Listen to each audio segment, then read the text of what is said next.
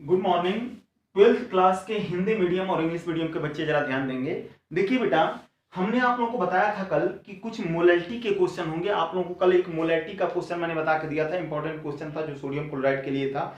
एक बात जरा ध्यान दीजिएगा, आज वाले इस वीडियो में हम आपको बताने जा रहे हैं मोलैलिटी, जो कि बताया भी है मैंने। मोलैलिटी के लिए कुछ एक आध और न्यूमेरिकल हैं, इनको जरा ध्यान दीजिएगा। एक क्वेश्चन आपके सामने आया हुआ, पहले क्वेश्चन पे बात करते हैं, फिर मोलैलिटी के फार्मूले पर बात करेंगे हम। देखिए क्वेश्चन बेटा आपके सामने दिया गया है कि 14.625 ग्राम 14.625 ग्राम NaCl को 250 ग्राम जल में घोला गया है, तो विलयन की मोललता की गणना कीजिए। यानी मोललता नहीं निकालनी है, मोललता निकालनी है। फिर कह रहा है English medium 14.625 gram NaCl soluble in the 250 gram water that calculate the molality of solution। आपसे कह रहा है कि 14.625 ग्राम NaCl अगर आपके पास है तो उसको 250 ग्राम अगर वाटर में डाल दिया जाए, तो आपसे पूछा गया है कि विलयन की मोललता की गणना कीजिए। एक बात हमको समझ में आ गई कि अगर इसकी मोलैलिटी निकालनी पड़ेगी तो ये वाला जो हिस्सा दिया गया है 14.625 ग्राम, ये कहीं ना कहीं W दे दिया आपके सामने। W का मतलब कि मात्रा दे दी गई, भाग आपका वेट दे दिया गया। कितना दे दिया गया? W बराबर दे दिया गया बेटा 14.625 ग्राम, ये आपके सामने वेट आ गया। अब जरा ध्यान दो,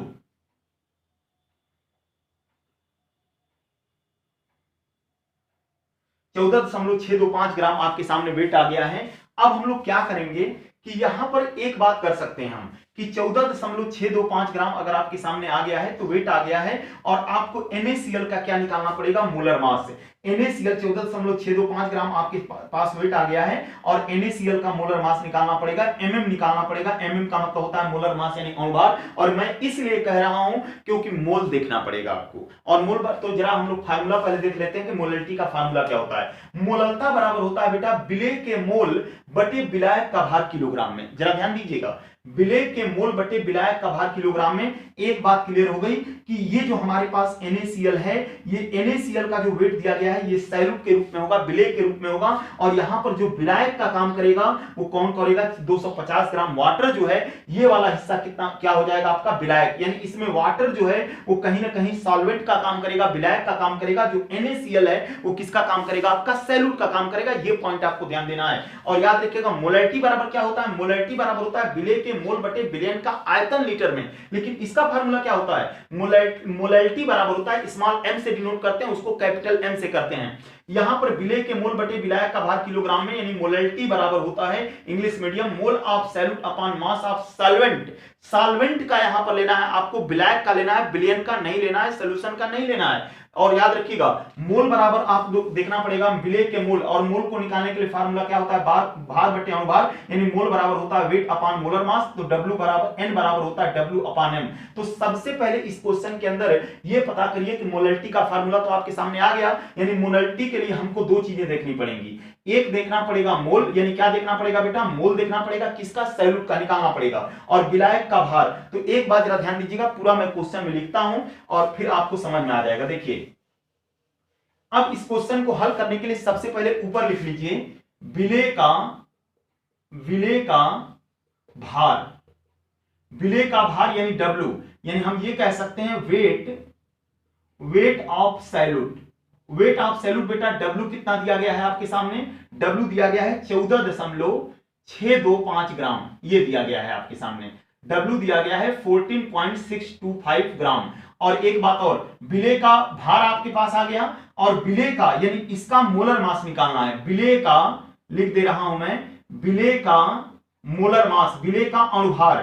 अणुभार का मतलब मोलर मास, अणुभार का मतलब मोलर मास, यानी हम ये लिख सकते हैं कि मोलर मास, दोनों के लिए लिख दे रहा हूं मैं, इंग्लिश और हिंदी मीडियम, याद रखिएगा, नोट कर लीजिएगा इसको। Molar mass of salute, molar mass of salute बराबर क्या हो जाएगा बेटा? विलेय का अणुभार बराबर, विलेय कौन है? NaCl, और NaCl का क्या निकालना है? Molar mass. और मैंने आपसे कहा था कि NaCl का मोलर मास निकालने के लिए आपके पास एटॉमिक वेट होना चाहिए, परमाणु भार होना चाहिए, उसी को ऐड करके निकाला जाएगा।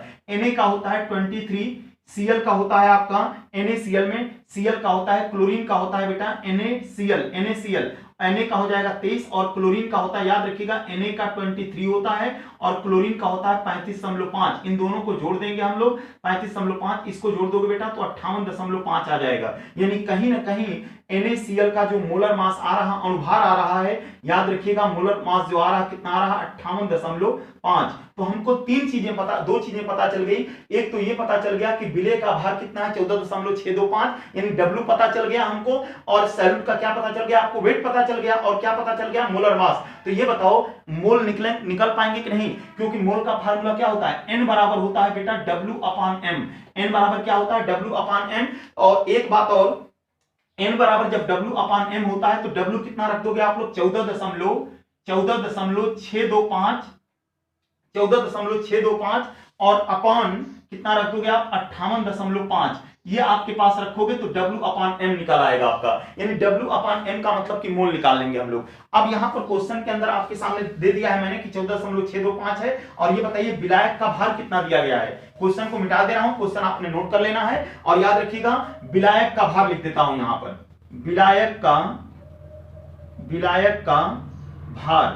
विलायक का भार बेटा, यानी इसके लिए W कितना दिया गया है, विलायक का भार, इसको भी W कैपिटल W से नोट कर लीजिएगा आप लोग। तो विलायक का भार यहाँ पर क्या आ जाएगा, जरा ध्यान देना, विलायक का भार आ जाएगा यहाँ पर 250 ग्राम।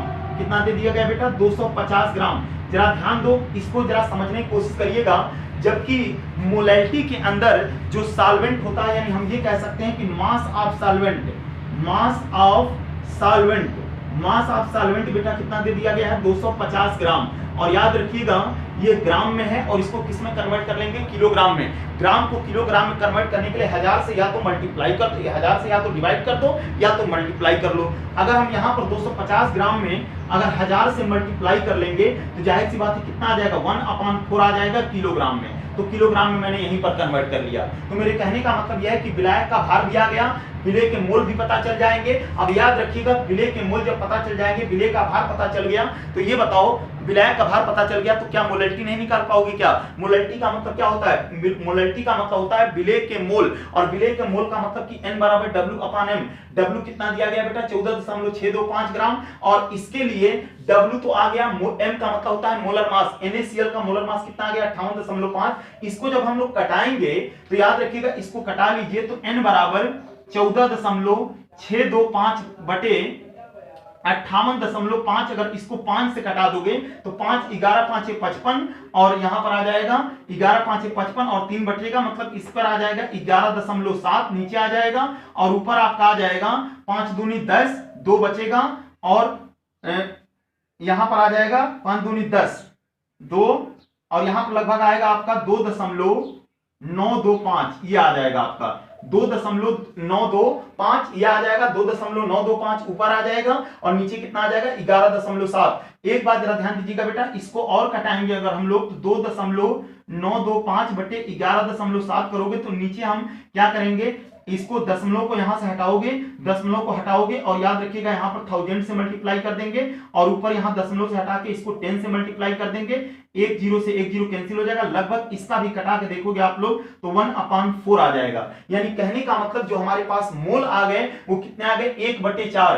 तो याद रखिएगा बेटा विलेय के जो मोल आ गए, विलेय के जो मोल आ गए, मोल का मतलब कितना, मोल का मतलब क्या आ गया, N बराबर कितना आ गया 1/4। और याद रखिएगा विलेय का मोल का मतलब होगा, यहां पर लिखोगे आप mole of salute, mole of salute बेटा N बराबर कितना आ गया आपके पास 1/4 आ गया। और याद रखिएगा विलायक का भार किलोग्राम में रखते हैं हम लोग, तो किलोग्राम में रखोगे तो विलायक का भार, यानी विलायक का भार भी कितना आ गया 1/4।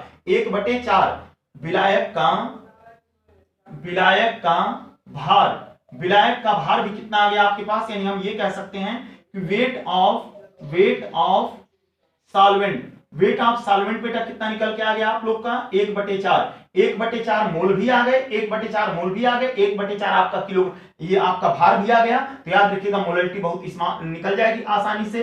तो स्मॉल m बराबर क्या रखोगे, विलेय के मोल यानी N/W किस में रहेगा आपका, किलोग्राम में। तो N कितना निकल के आया आपका n बेटा निकल के आया 1/4 और आपका जो भार था वो कितना निकल के आ गया 1/4। ये बताओ दोनों कैंसिल हो जाएंगे आपस में और क्या आ जाएगा 1 मोल, यानी ये संख्या आपके सामने निकल के आ जाएगी। तो मेरे कहने का मतलब ये था कि आपके सामने क्वेश्चन था, फिर से जरा ध्यान दीजिएगा। कह रहा था कि 14.625 ग्राम NaCl को 250 ग्राम वाटर में घोला गया है तो विलयन की मोललता की गणना कीजिए। यानी 14.625 gram NaCl soluble in the 250